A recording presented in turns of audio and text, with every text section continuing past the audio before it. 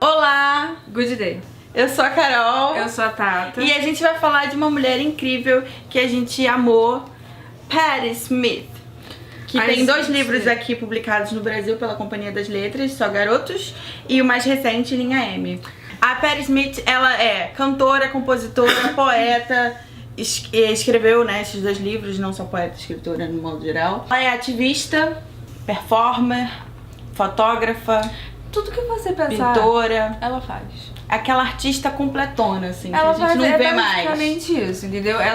E é bem isso, ela é uma daquelas artistas provenientes da década de 70, em que ela foi explorando tudo que ela podia explorar e acabou que ela era boa em tudo.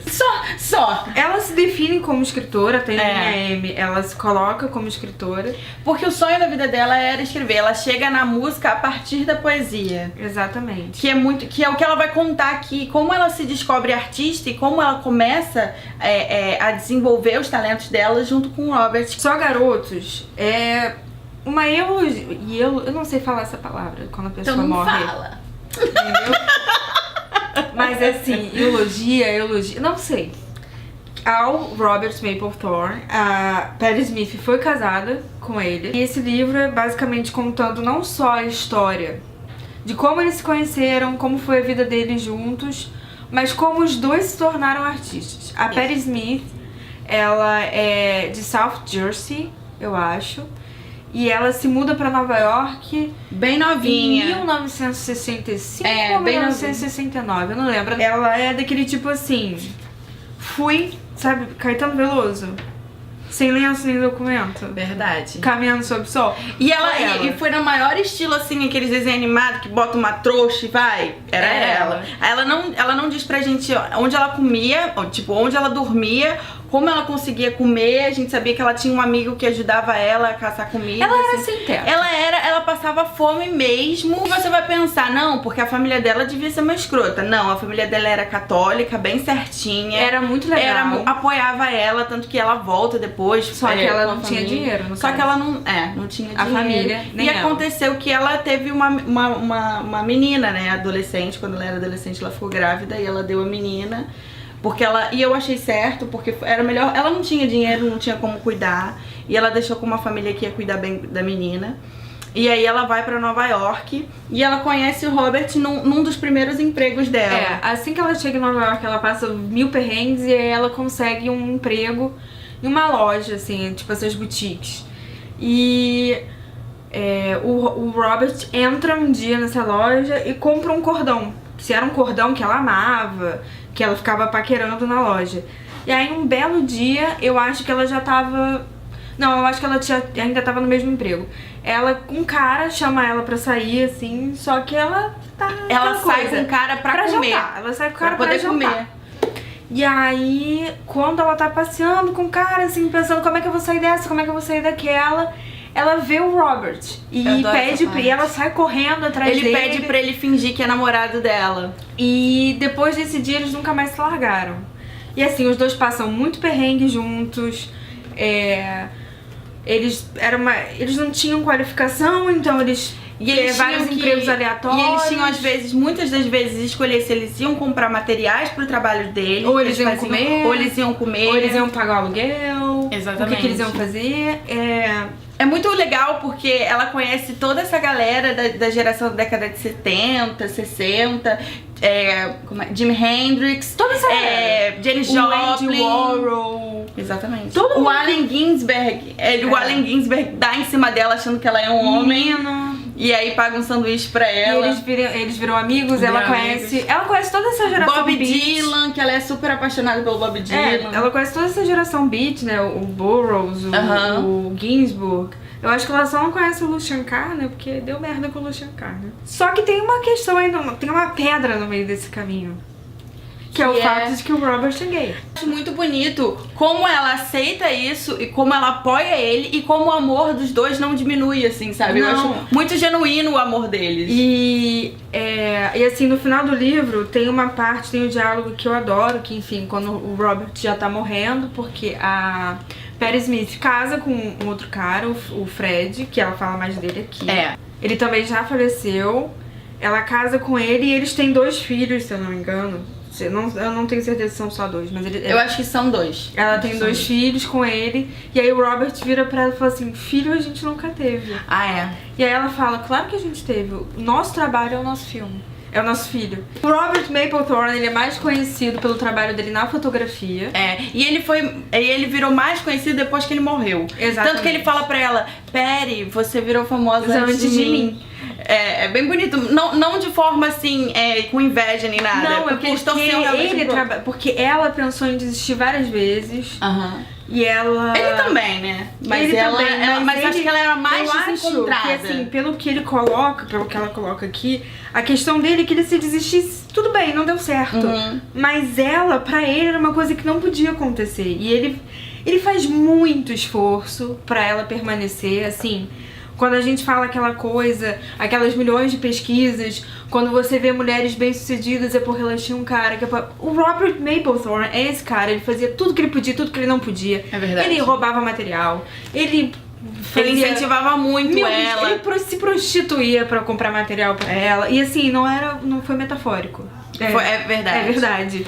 E eu acho muito bom porque, assim, a Perry Smith, apesar dela não ser católica, ela era muito mística e ela cultuava os símbolos católicos. Ela é tipo a minha mãe, entendeu? Eu não sou católica, mas tem 5 mil santos na minha casa. No começo, a Perry Smith passou isso um pouco pro Robert.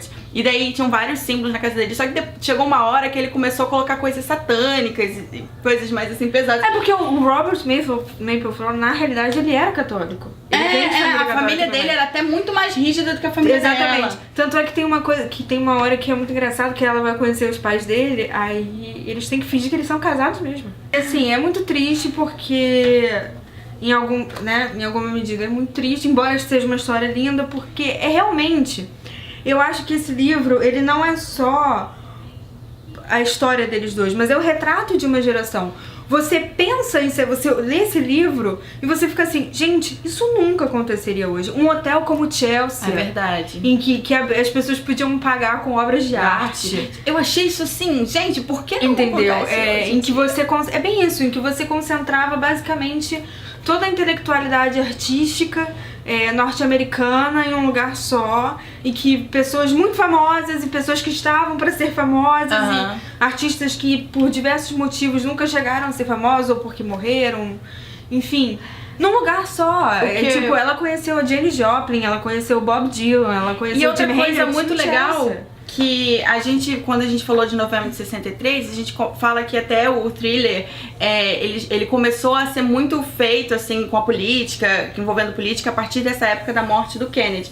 Aqui, e a Tata fala no vídeo que aconteceram vários assassinatos muito bizarros. Ela passa por todos esses assassinatos, é muito legal, assim. E pela vibe que perpassou a própria ideia desses assassinatos, desses atentados políticos, e como artistas também foram assassinados e também tiveram a mesma espécie de atentado.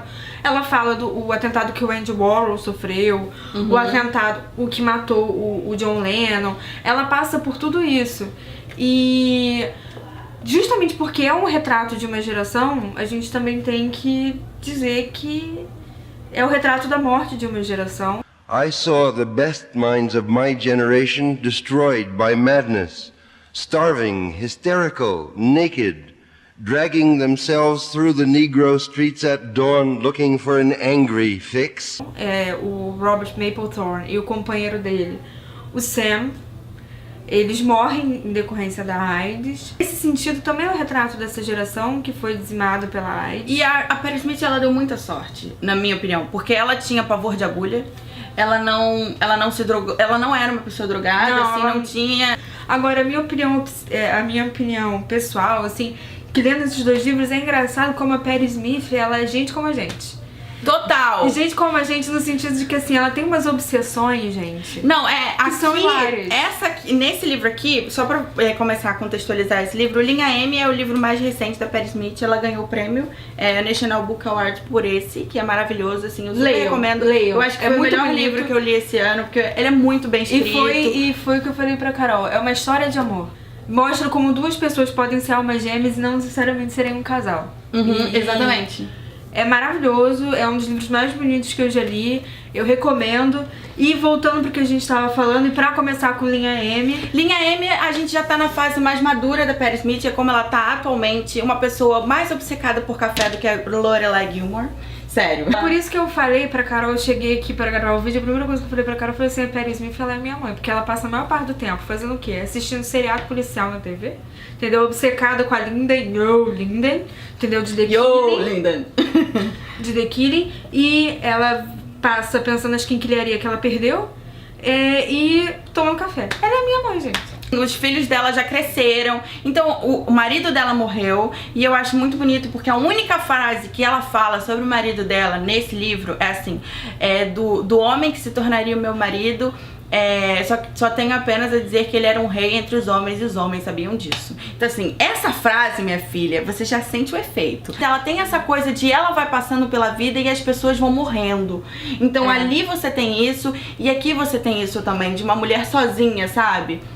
E aqui a gente entra na cabeça dela, mesmo o nome Linha M tá muito ligado às linhas de metrô de Nova York, mas não existe essa linha.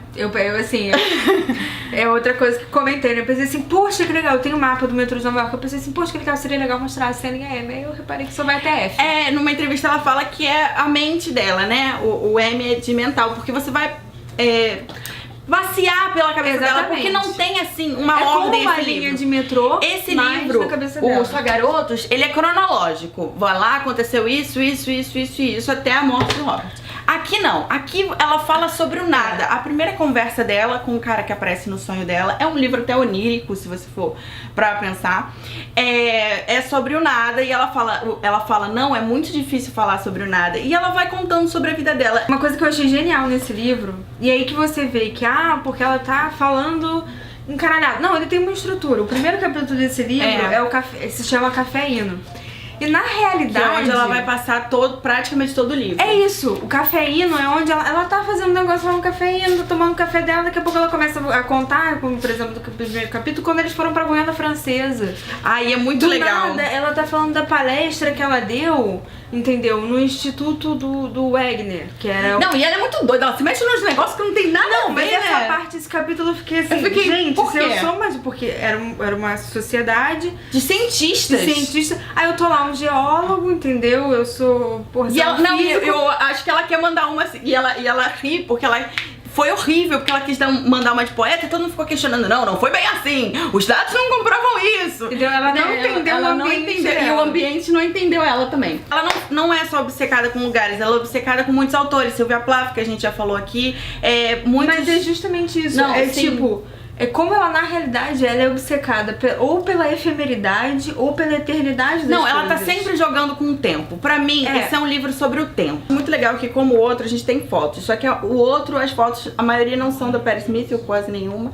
Aqui são várias fotos dela desses lugares que ela passa, e ela é obcecada por cadeiras, por cemitérios, por túmulos, de coisas, de gente normal, que já morreu. Uma pessoa normal, entendeu? E ela canta Glória, tem no Spotify, ela canta Glória do The Doors. E ela, na verdade, Glória é um dos poemas mais famosos dela, porque no começo de Glória ela bota uma versão de Glória, e aí fica a nossa última indicação. Vai escutar o CD Horses, que Glória é o primeiro, e ela começa com a frase icônica que ela explica no Só Garotos, que é: Jesus morreu pelos pecados de alguém, mas não pelos meus.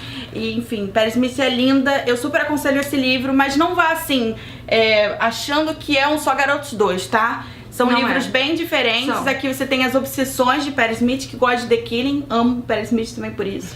Ela assistia Sai Miami, Horatio Kane. E aqui você tem... É muito interessante. Quem leu, comenta aqui o que vocês acharam da comparação do que a Patti Smith faz dos detetives com os poetas. Muito bonito. E aqui a gente tem uma história de amor. É um panorama da década de 60 para 70, um retrato de uma geração. E aí ficam as nossas dicas pra vocês. Procurem Patti Smith no Spotify, e queremos todos os livros de Patti Smith traduzidos pro Brasil, todas as poesias, entendeu? Porque essa mulher é maravilhosa. Tem um documentário dela maravilhoso, que ela mostra muitas das coisas que tá aqui. Eu vou colocar, se tiver trailer lá, aqui embaixo, enfim. E fica a nossa dica. Um beijo! The other afternoon, when you fell asleep on my shoulder, I drifted off too.